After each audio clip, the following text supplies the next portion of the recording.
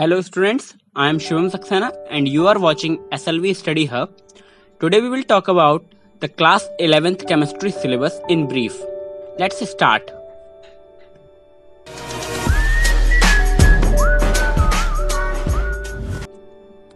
Chemistry in higher classes is divided into three parts. First one is physical chemistry, second is inorganic chemistry and third is organic chemistry. Higher classes में हम chemistry को तीन part में divide कर सकते हैं. First one physical chemistry में basically वो सारी केमिस्ट्री की लॉज होती हैं जिन पे केमिस्ट्री केमिकल रिएक्शन या फिर केमिकल कंपाउंड का फॉर्मेशन बेस्ड होता है. Organic chemistry is the chemistry of carbon and carbon chain compounds. Carbon और कार्बन चेन कंपाउंड से जो बने हुए कंपाउंड हैं उनकी स्टडी जो होती है वो ऑर्गेनिक केमिस्ट्री होती है. Inorganic chemistry is the study of all other compounds except the carbon chains and their substituted compounds. Carbon chain और उसके substituted compounds को हटा दिया जाए, उसके अलावा जितने भी कंपाउंड आते हैं वो सब इनऑर्गेनिक में आते हैं. Let us start with chapter 1, some basic concepts of chemistry. In this chapter you have to study some basic introduction of this chemistry. After that you have measurements and significant figures, then laws of chemical combination, the concentration terms, the mole concept and some basic numericals. Chapter 1 में आपको introduction chemistry का पढ़ने को मिलेगा, उसके बाद आपको significant figure और कुछ मेजरमेंट की चीजें आपको पढ़ने को मिलेंगी. फिर कुछ लॉ ऑफ केमिकल कॉम्बिनेशन, मतलब जो केमिकल रिएक्शंस में लॉ लगती हैं उनकी बात करेंगे हम लोग. फिर आपका आता है मोल कॉन्सेप्ट, बहुत ही इंपॉर्टेंट कॉन्सेप्ट है और इसी कॉन्सेप्ट पे पूरी केमिस्ट्री बेस्ड होती है केमिकल रिएक्शंस में. स्टोकियोमेट्री, कंसंट्रेशन टर्म्स जैसे मोलैरिटी मतलब किसी कंपाउंड की कंसंट्रेशन वाटर या सॉल्वेंट के अंदर कितनी है उसको डील करना, और ये बेसिक है पूरी केमिस्ट्री का. चैप्टर 1 यहाँ पे कंप्लीट होता है. मूविंग टू चैप्टर 2 में सबसे पहले आता है discovery of electron, discovery of proton, discovery of neutron, यानी एटम कैसे डिस्कवर हुआ वो पूरा आता है.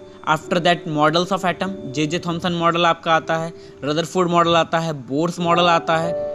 आफ्टर दैट एटम से रिलेटेड थ्योरीज, जिसमें फर्स्ट वन है electromagnetic theory, photo electric effect, spectra. After that some basic laws like Hund rule, Pauli exclusion principle, Heisenberg uncertainty principle. कुछ बेसिक प्रिंसिपल्स हैं जिसपे एटम की थ्योरी वर्क करती हैं, atom का एग्जिस्टेंस वर्क करता है. आफ्टर दैट आता है आपका इलेक्ट्रॉनिक कॉन्फ़िगरेशन. ये मेजर पार्ट है कि किसी भी एटम में इलेक्ट्रॉन किस तरीके से मौजूद होता है. इसके बाद आता है next chapter. After chapter 2 you have chapter number 3 which is classification of elements and periodicity in properties. Chapter 2 के बाद आता है चैप्टर 3 जो है classification of elements and periodicity in properties. इस चैप्टर में हम पढ़ते हैं development of periodic table from Dobereiner to Moseley. Dobereiner से लेके जितने भी साइंटिस्ट आए हैं जिन्होंने भी पीरियोडिक टेबल की फॉर्मेशन में हेल्प की है उन सबको हमें पढ़ना है. डोबर्नियर के ट्रायड पढ़ने हैं, हमें मेंडलीव की पीरियोडिक टेबल पढ़नी है, मोज़ले की मॉडर्न पीरियोडिक टेबल पढ़नी है. आफ्टर दैट हमें पढ़ना है कि एलिमेंट्स किस तरीके से अरेंज हैं मॉडर्न पीरियोडिक टेबल में, क्या ट्रेंड हैं, क्या ग्रुप्स हैं, क्या पीरियड्स हैं और क्या एलिमेंट्स हैं, उनमें कैसे कैसे प्रॉपर्टी जैसे इलेक्ट्रोनेगेटिविटी हो गई, इलेक्ट्रॉन एफिनिटी हो गई, ये सारी प्रॉपर्टीज कैसे चेंज होती हैं ये हमें पढ़ना है.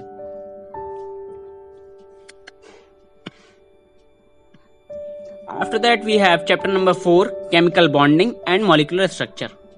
केमिकल बॉन्डिंग आप जानते हैं 10th क्लास में आपने पढ़ा होगा, कोवलेंट बॉन्ड और आयनिक बॉन्ड. वही यहाँ पे भी हमें पढ़ना है. यहाँ पे कोवलेंट बॉन्ड, आयनिक बॉन्ड और उनसे रिलेटेड थ्योरीज जो इनको समझाती हैं, जैसे ऑक्टेट रूल आपने पढ़ा है. अब यहाँ पे डिटेल में हमें पढ़ना है Lewis concept, valence shell electron repulsion theory जो एटम का स्ट्रक्चर बताती हैं, एलिमेंट्स कंपाउंड्स का स्ट्रक्चर बताती हैं, वैलेंस बॉन्ड थ्योरी और मॉलिक्यूलर ऑर्बिटल थ्योरी. ये 4 थ्योरी मेन है, इस चैप्टर का बेस बनाती हैं और ये केमिकल बॉन्डिंग चैप्टर आपका 11th के लिए बहुत इंपॉर्टेंट है. After that we have chapter 5 states of matter, gases and liquids. Chapter 5 है आपका it's states of matter, gas और लिक्विड की बात करेंगे हम. इस चैप्टर में बेसिक लॉज हैं जिन पे गैस वर्क करती है, जैसे Boyle's law, Charles law, Gay Lussac law और एवोगैड्रो लॉ। ये चारों लॉ कंबाइन होकर बनाती हैं आइडियल गैस इक्वेशन। किसी भी गैस की में अप्लाई होने वाली आइडियल गैस इक्वेशन बनाते हैं, जिसको बोलते हैं PV = nRT। ये मेन है। इसके बाद आपके कुछ बेसिक लॉज और हैं, जैसे Dalton's law of partial pressure और काइनेटिक थ्योरी ऑफ गैसेस, ये पढ़ना है। इसके बाद लास्ट में आता है आपका लिक्विफिकेशन ऑफ गैस, के गैस को लिक्विड में कैसे बदला जाता है।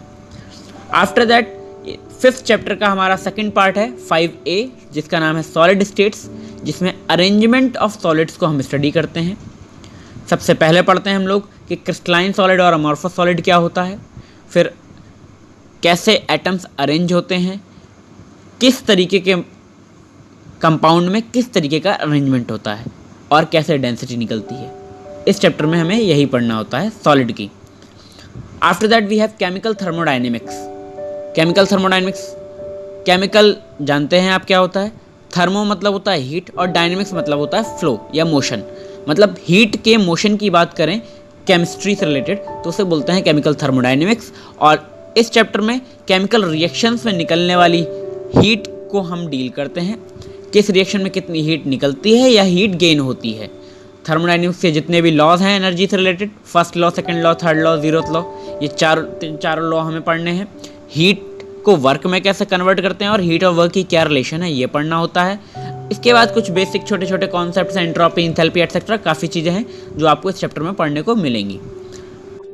Chapter number 7 is equilibrium. Chapter 7 है आपका इक्विलिब्रियम, जिसका पार्ट 1 है केमिकल इक्विलिब्रियम, मतलब केमिकल में इक्विलिब्रियम कैसे बना रहेगा जो केमिकल रिएक्शन के बीच में, केमिकल इक्विलिब्रियम। उसके बाद इसमें एक प्रिंसिपल है, ली चैटिलियर प्रिंसिपल है, जो इन सारे इक्विलिब्रियम को डील करता है केमिकल रिएक्शन में।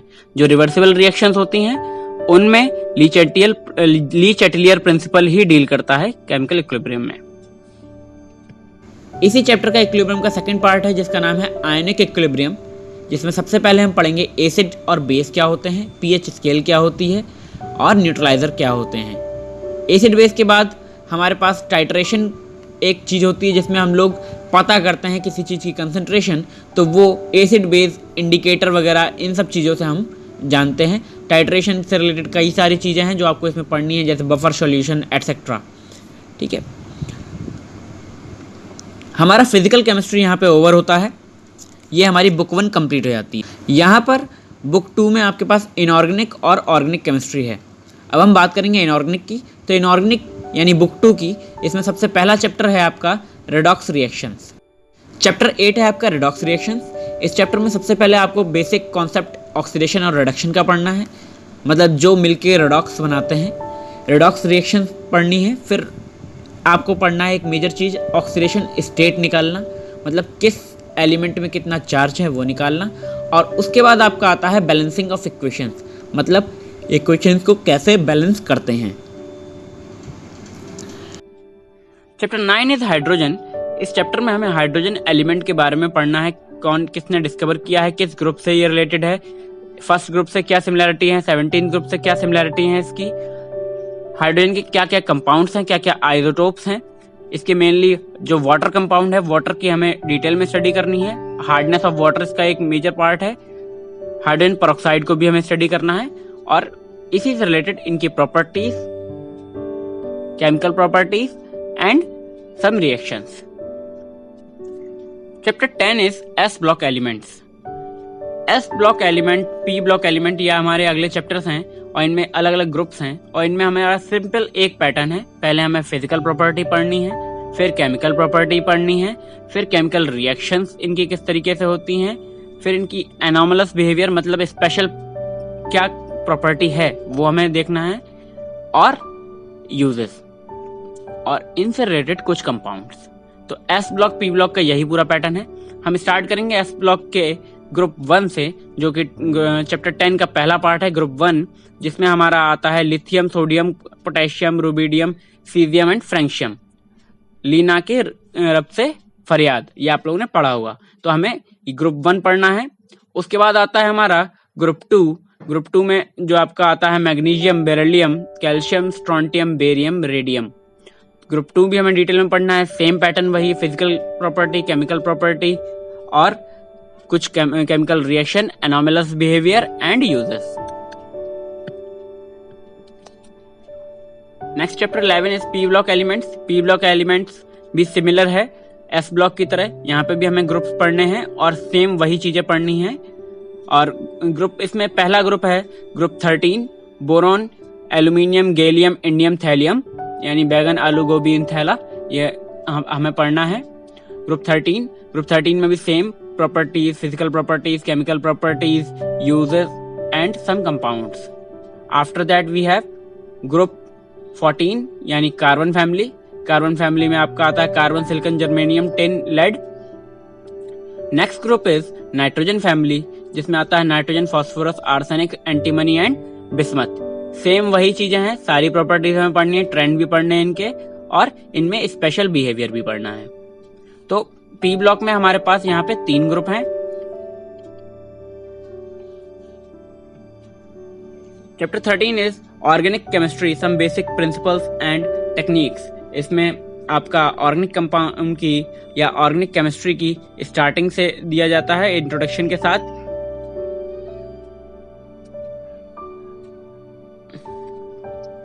इस चैप्टर में ऑर्गेनिक केमिस्ट्री की स्टार्टिंग यानी फर्स्ट कंपाउंड की डिस्कवरी यानी यूरिया का बनना, उसके बाद कुछ हाइब्रिडाइजेशन और कंपाउंड कैसे होते हैं। फिर हमारे पास है नेमिंग ऑफ कंपाउंड्स, मतलब हम IUPAC कैसे देते हैं, ऑर्गेनिक कंपाउंड का नाम कैसे देते हैं। देन कुछ इफेक्ट्स हैं जैसे inductive effect, resonance effect, mesomeric effect और उनसे रिलेटेड कुछ ट्रेंड्स। ये बहुत इंपॉर्टेंट चैप्टर है। इसका लास्ट में आता है प्यूरिफिकेशन ऑफ ऑर्गेनिक कंपाउंड्स, वो भी एक इंपॉर्टेंट पार्ट है। चैप्टर 14 इज हाइड्रोकार्बन्स, मतलब जो ऑर्गेनिक कंपाउंड के हाइड्रोकार्बन चेन है, आपके सैचुरेटेड और अनसैचुरेटेड दोनों की बात कर रहे हैं यहाँ पे। सबसे पहली बेसिक चेन जो है मिथेन, इथेन, ब्यूटेन, प्रोपेन की, पहले हमें उसे स्टडी करना है। फिर मिथीन, इथीन, प्रोपेन, ब्यूटीन की, उसकी प्रॉपर्टी स्टडी करनी है। इथाइन, ब्यूटाइन, प्रोपाइन, उनकी स्टडी करनी है। देन एरोमेटिक कंपाउंड्स की स्टडी करनी है with same pattern, chemical property, physical property, uses.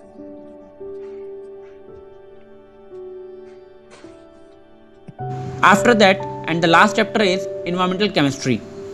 Environmental chemistry में आपको ऑर्गेनिक कंपाउंड्स, इनऑर्गेनिक कंपाउंड्स और केमिकल्स जितने भी केमिस्ट्री में होते हैं उनका सस्टेनेबल यूज हम इन्वायरमेंट के लिए कैसे करें और पॉल्यूशन को कैसे कंट्रोल करें, इसके बारे में पढ़ना होता है।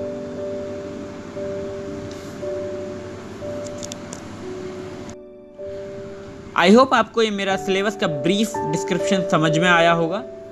अभी ये चीज़ें आप ज़्यादा जानते नहीं हैं, ये वर्ड आपको सिर्फ इंट्रोडक्शन में मैं लाया हूँ, ये इसमें क्या क्या वर्ड्स हैं बेसिकली, और क्या क्या लॉज, क्या क्या थ्योरीज आपको पढ़नी है। 1 by 1 हर एक चैप्टर के हर एक टॉपिक की वीडियोस मेरे चैनल पे आपको मिलेंगी। So keep watching SLV study hub and keep studying. Thank you.